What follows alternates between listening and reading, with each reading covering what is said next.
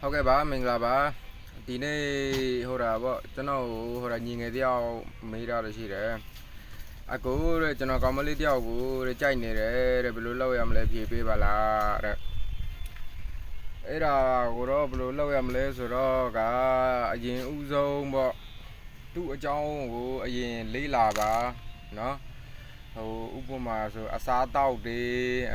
အယောင်တွေအင်ကြီးတွေအစားတစ်ဖြစ်ပါလေအကုန်ကိုလေးလာရမယ်သူ့အကြောင်းအရင်လေးလာဒီလောက်သူ့အကြောင်းတွေလေးလာပြီးခိုင်မာကိုကလုံလောက်ရနေပြီဆိုတော့ကသူကဘယ်သွားတတ်တယ်ဘယ်လာတတ်တယ်အေးနေရာတွေဆိုလို့ရှိရင်ကိုသိနေကိုသိလို့ရှိရင်တော့ဥပမာဆိုကြပါစို့သူကအလုပ်သွားမယ်အလုပ်ပြန်ပေါ့မနက်ပိုင်းအလုပ်သွားတယ်ဆိုရင်တော့ဘယ်လမ်းသွားလဲဆိုလို့ရှိရင်ကိုသိနေပြီလေကိုစုံစမ်းတာပြောရဆိုတော့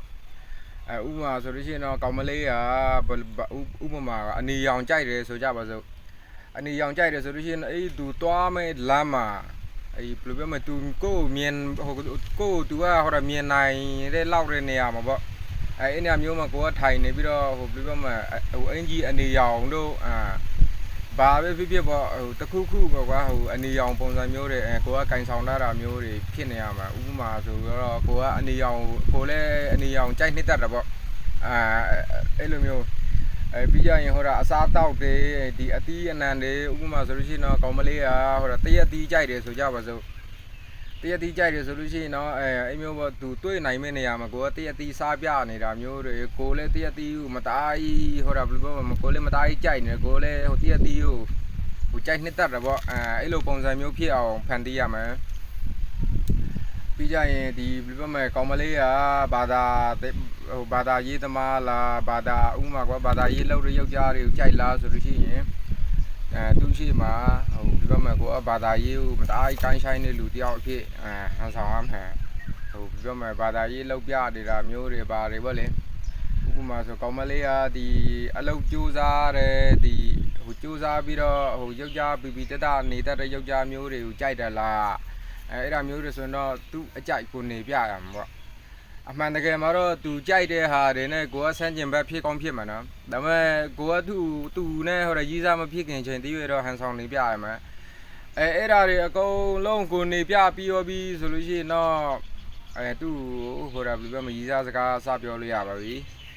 ဒီတိုင်းပဲဟိုတာဘယ်လိုပြောမဘာမှမလုပ်သေးဘဲနဲ့ဟိုသူဟိုရည်စားစကားတော့ပြောလို့တော့မရတော့ဘူးဘာဖြစ်လို့လဲဆိုတော့အဆင်မပြေတော့ဘူးလေအဲ့ဒါမျိုးကြတာမိန်းကလေးတွေတော်တော်များများဟာဘယ်လိုမှသူတို့တွေရဲ့ဟိုအိမ်တောင်ဘက်တွေပေါ့ဟိုချစ်သူကြီးစားရွေးတဲ့အခါမှာဆိုလို့ရှိရင်တော့